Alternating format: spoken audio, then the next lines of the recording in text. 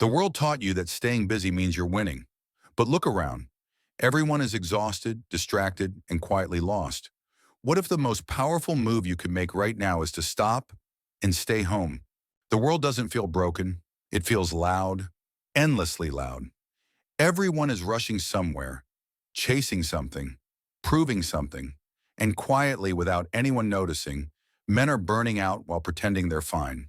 You've been told that staying busy is strength, that being everywhere means you're winning, that slowing down is dangerous. But what if that belief is the trap? What if the men who are calm, disciplined, and unshakable didn't get that way by running harder, but by stepping away when others couldn't?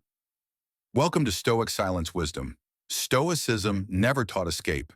It taught withdrawal with purpose, a strategic retreat to rebuild clarity, control, and inner power before facing the world again. In this video, you'll discover why staying home with intention can be one of the most powerful moves a man can make in a noisy world. If this kind of wisdom speaks to you, subscribe to the channel and support Stoic Silence Wisdom so we can keep creating content that strengthens the mind in silence. After recognizing that constant motion is not strength, the next step is learning what happens when the noise finally stops. When you intentionally stay home, the world doesn't disappear, but its grip on you weakens. The endless opinions, expectations, and comparisons lose their volume. For the first time in a long while, your mind is no longer reacting to everything around it. It begins to settle, and in that stillness, clarity emerges. This is where real reconnection happens, not with trends or other people's priorities, but with yourself. Without constant input, your thoughts slow down and organize.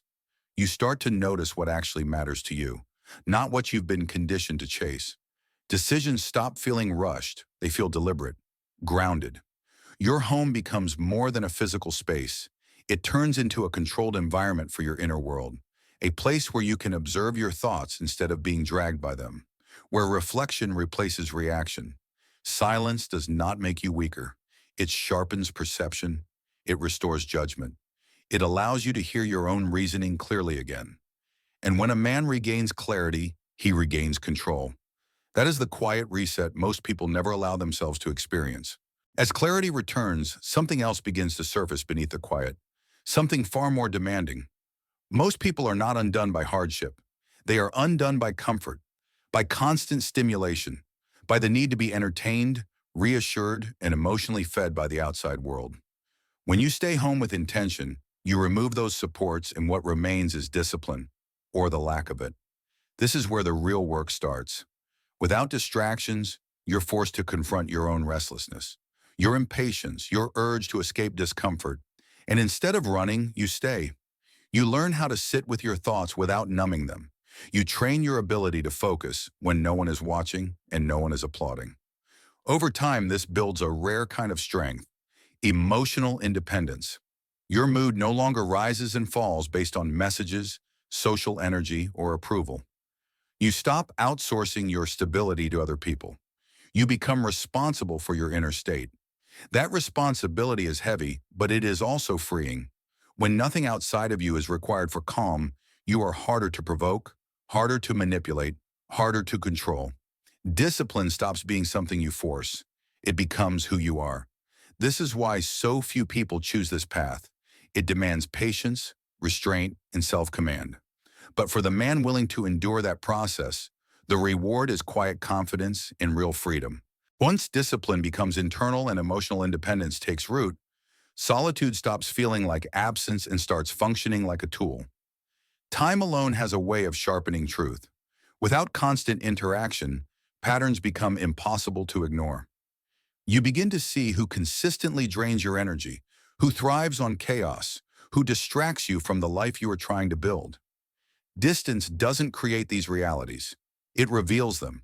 And with that clarity comes the ability to protect your peace without guilt or explanation. As your social circle grows smaller, your focus grows stronger.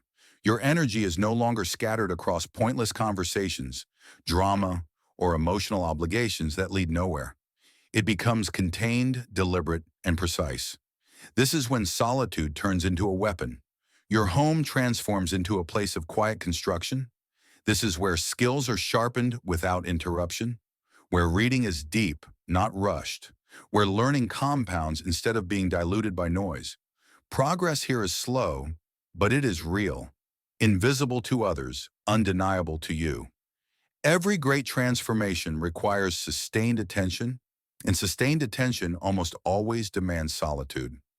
While others spend their energy trying to be seen, you are building something durable beneath the surface.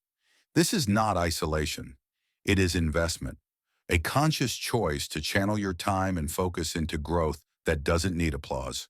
And over time, that quiet work changes you in ways the world can't ignore when you finally step back into it. And when that quiet work has reshaped you from the inside, the final change becomes impossible to miss. This is where solitude reveals its true reward. Men who fear being alone never reach this point because they mistake silence for emptiness. But those who endure it discover something else entirely. They stop chasing attention. They stop needing validation to feel complete. Their confidence no longer depends on being seen, heard, or approved. At this stage, staying home is no longer an action. It is a state of being. You carry that stillness with you wherever you go. The world may remain loud, chaotic, and demanding, but it no longer dictates your internal state. You respond instead of react. You choose instead of drift. This is not withdrawal from life. It is preparation for it. A man who has mastered his inner world is not easily shaken by the outer one. Pressure loses its grip. Noise loses its authority. This is the Stoic path. Quiet discipline, inner mastery, a life directed from within, not controlled from the outside. In a world that rewards constant motion, choosing stillness becomes a radical act. Everywhere you look, there is pressure to perform, to be visible, to react instantly. Noise is mistaken for relevance. Speed is mistaken for progress. And slowly, without realizing it, many people lose touch with themselves while trying to keep up. Stoic wisdom offers a different path. It reminds us that strength is not forged in constant exposure, but in deliberate restraint. When you step back from the noise, even briefly, you reclaim something essential, the ability to think clearly. In that space, you learn what is within your control and what is not. You stop wasting energy on appearances and begin investing it in character. Solitude, when chosen intentionally, is not loneliness. It is alignment. It allows you to observe your habits, your emotions, and your priorities without distortion. Over time, this practice builds resilience. You become less reactive, less dependent on external approval, and more grounded in your own judgment. Life does not become easier, but you become steadier. The lesson is simple, but not easy. Real freedom begins internally. When your sense of direction comes from within, the chaos outside loses its power. You are no longer pushed by every demand or pulled by every distraction. You move with purpose, not pressure. To apply this in modern life, start small.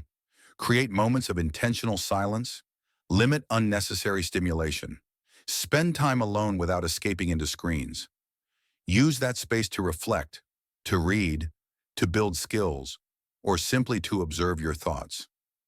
Over time, these quiet moments compound into clarity, discipline, and confidence. Before you go, here's a simple question for you. Do you see solitude as something to avoid or something to use? Share your perspective in the comments so others can learn from it as well. And if this kind of content resonates with you, subscribe to Stoic Silence Wisdom to support the channel and help us continue creating meaningful, grounded content.